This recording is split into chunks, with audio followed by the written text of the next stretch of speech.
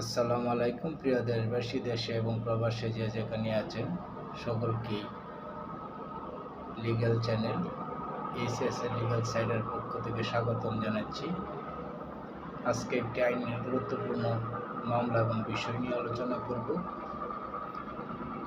যে সমস্ত ভাইয়েরা মামলার পক্ষ এবং বিপক্ষে বিজ্ঞ আদালতে মামলা নিয়ে জটিলতার মধ্যে রয়েছেন, তেমনি একটি বিষয় অনেকেই জানতে চেয়েছেন, অনেকেই প্রশ্ন করেছেন। সেই প্রশ্নের আলোকে, সকলের প্রশ্নের আলোকে সার্বিক বিষয় নিয়ে মূলত আলোচনা করতে চাচ্ছি। সেই বিষয়টি হলো কোর্ট কাছারিতে যে সমস্ত মামলার প্রাদুর্ভাব অনেক বেশি সংখ্যায় লক্ষ্য করা যায়, তার মধ্যে অন্যতম একটি বিষয় হলো 420, 406, 506 এই জাতীয় মামলাগুলি লক্ষ্য করা যায় যে পক্ষদ্বয়ের মধ্যে পাওনা দাওনার বিষয় নিয়ে মামলা মোকদ্দমার উৎপত্তি হয়েছে। এই নিয়ে আসামি পক্ষরা একটা দুশ্চিন্তায় থাকেন যে মামলায় কাস্টডি হবে কিনা, বা তার বিরুদ্ধে আনিত অভিযোগ অর্থাৎ মামলায় তার কি হবে। নানা ধরনের সংশয়, নানা ধরনের জিজ্ঞাসা, নানা ধরনের প্রশ্নে আপনাদের রয়েছে। সার্বিক বিষয় নিয়ে একটু আলোচনা করব, যে বিষয়টি আলোচনার মাধ্যমে আশা করব আপনাদের কনসেপ্টটি ক্লিয়ার হয়ে যাবে। প্রিয় ভিউয়ার্স, আমরা আজকে কথা বলতে চাচ্ছি 420, 406 এবং 506 যে মামলাগুলি সিআর মামলা হিসেবে অধিকাংশ সময় আইন আদালতে লক্ষ্য করা যায়। এই সমস্ত মামলায় আসামি পক্ষের করণীয়। প্রিয় বন্ধুরা, মামলা মোকদ্দমা মানেই ভয়ভীতি বা দুশ্চিন্তার বিষয়টি এমনটি নয়। যেহেতু মামলা হয়েছে বা যারা আসামিভুক্ত আছেন তারা এই সমস্ত মামলায় নিয়ে অনেক ধরনের সাফারের শিকার হন, অনেক সময় মিসগাইডেড হন।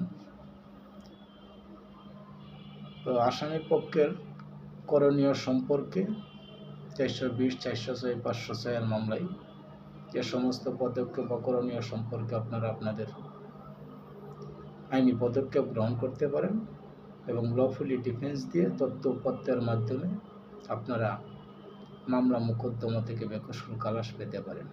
আশা করি আজকের আলোচনাটি শোনার পরে আপনাদের কনসেপ্টটি অনেকটি ক্লিয়ার হয়ে যাবে। প্রিয় ভিউয়ার্স, বলতেছিলাম 420, 406 এবং 506 মামলায় আসামি পক্ষের করণীয় সম্পর্কে। আসামি পক্ষ হিসেবে আপনারা প্রথমেই মামলা সমনপ্রাপ্ত হওয়ার পরবর্তী সময়ে বিজ্ঞ আদালতে আত্মসমর্পণ করব।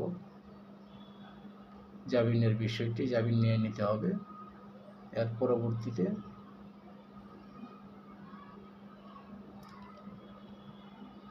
ভয় পাওয়ার কোনো কারণ নেই। যেহেতু বাদী পক্ষ দাবি করছেন যে আসামি পক্ষের কাছে পাওনা দাওনা আছে বা টাকা পয়সা পাবে, এখন বিষয় হলো আসামি পক্ষকে যে বিষয়গুলি লক্ষ্য রাখতে হবে একজন বিজ্ঞ আইনজীবীর মাধ্যমে, যে বাদী পক্ষ কিসের উপর ভিত্তি করে দাবি করছেন এই পাওনাটা, অর্থাৎ যেটা পাওনা দাবি করছেন সেই পাওনার দাবি মূলে বাদী পক্ষের দালিলিক কোনো ভিত্তি আছে কিনা। যদি ডকুমেন্টারি তথা দালিলিক কোনো ভিত্তি না থাকে তাহলে এই ক্ষেত্রে আসামি পক্ষদের ভয় পাওয়ার কোনো কারণ নেই, বরং আপনারা নিয়মিত বিজ্ঞ আদালতের মাধ্যমে ট্রায়াল ফেস করে যথাযথ ডিফেন্সের মাধ্যমে আপনারা 420 মামলায় খালাস ঠাপ করার পেতে পারেন। আর সমস্ত আইনি প্রসিডিউর বা বিষয়গুলি একজন বিজ্ঞ আইনজীবীর পরামর্শক্রমে কখন কী করণীয়, আসামি পক্ষের যে সমস্ত ডিফেন্সের বিষয়গুলি রয়েছে সেগুলিকে মোকাবেলা করি মামলা থেকে ইনশাল্লাহ খালাস পেতে পারি।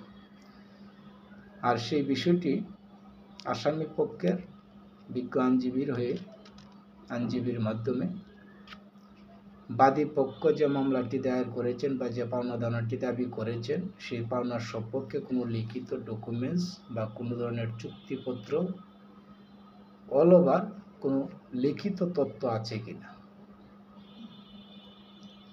এরকম কোনো বিষয় যদি না থাকে সেক্ষেত্রে বাদী পক্ষে বিজ্ঞ আইনজীবী যথাযথ আইনের মাধ্যমে বা আইন উল্লেখপূর্বক বিজ্ঞ আদালতের ডিসচার্জের প্রেয়ার দিতে পারেন। সর্বোপরি আপনার আসামি বাদী তার সাক্ষ্য প্রমাণ দেওয়ার সময় যথাযথভাবে প্রপারলি লফুলি যদি ডিসক্লোজ করা যায়, অর্থাৎ যারা মাধ্যমে সে বাদীর দাবিকৃত টাকার সপক্ষে কোনো তথ্য প্রমাণ আছে কিনা বা দালিলিক কোনো ভিত্তি আছে কিনা, যদি এই সমস্ত বিষয় ফাইন্ড আউট করা যায় এবং বিজ্ঞ আদালতকে সন্তুষ্ট করা যায়, সেক্ষেত্রে আসামি পক্ষ এই সমস্ত মামলা তথা 420, 406, 506 এর মামলা থেকে খালাস পেতে পারেন ইনশাআল্লাহ। বিদায় এনে ভীতি বা ভয়ের কোনো কারণ নেই। তবে যারা যুক্তিতর্ক এবং 342 অর্থাৎ আসামি পক্ষের জবানবন্দির ক্ষেত্রে, যেটা আমরা অনেকেই সাফাই সাক্ষী হিসেবে চিনে থাকি, এই সাফাই সাক্ষীর ক্ষেত্রে আসামি পক্ষ তার সপক্ষে যথাযথ বিষয়গুলি উপস্থাপন করবে একজন বিজ্ঞ আইনজীবী, যিনি আসামি পক্ষের বিজ্ঞ আইনজীবী হিসেবে বিজ্ঞ আদালতে মামলাটি মোকাবেলা করবেন। ওনাকে গুরুত্বপূর্ণ এবং সচেতন থেকে বাদী পক্ষের পাওনাদানার ব্যাপারে কোনো ধরনের তথ্যপত্র বা লিখিত দলিল দস্তাবেজ বা ডকুমেন্টস বা কোনো চুক্তিপত্র আছে কিনা এই বিষয়টিকে আদালতের সামনে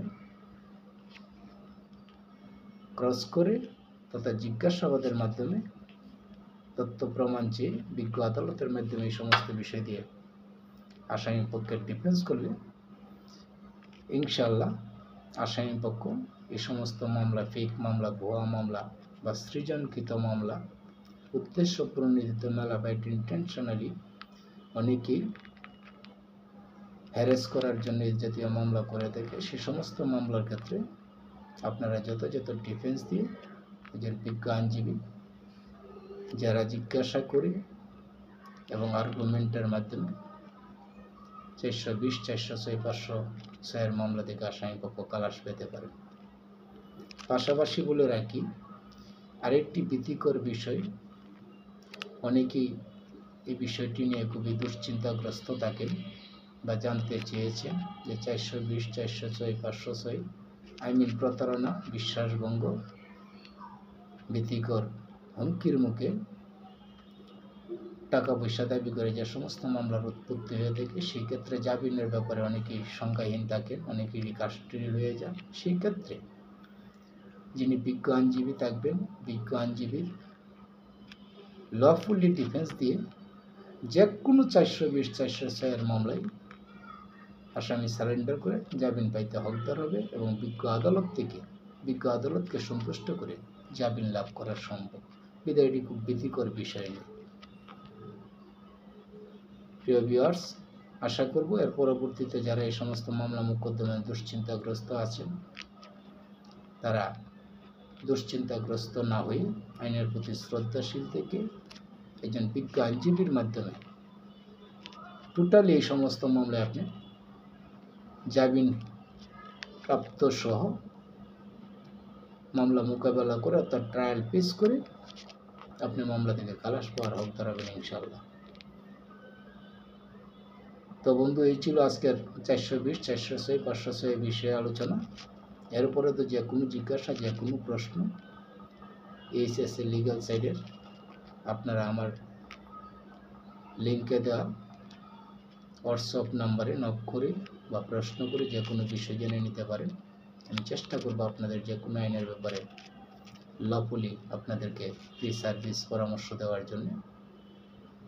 সবাই ভালো থাকুন, সুস্থ থাকুন, আইনের প্রতি শ্রদ্ধাশীল হন। আইন কখনোই কারো পক্ষে নয়, তথ্য প্রমাণের ভিত্তিতে বিজ্ঞ আদালত বিচার ফায়সালা করে থাকে। বিদায় আপনি আসামি হয়েছেন বলে ভীতি বা উদ্বেগের কোনো কারণ নেই।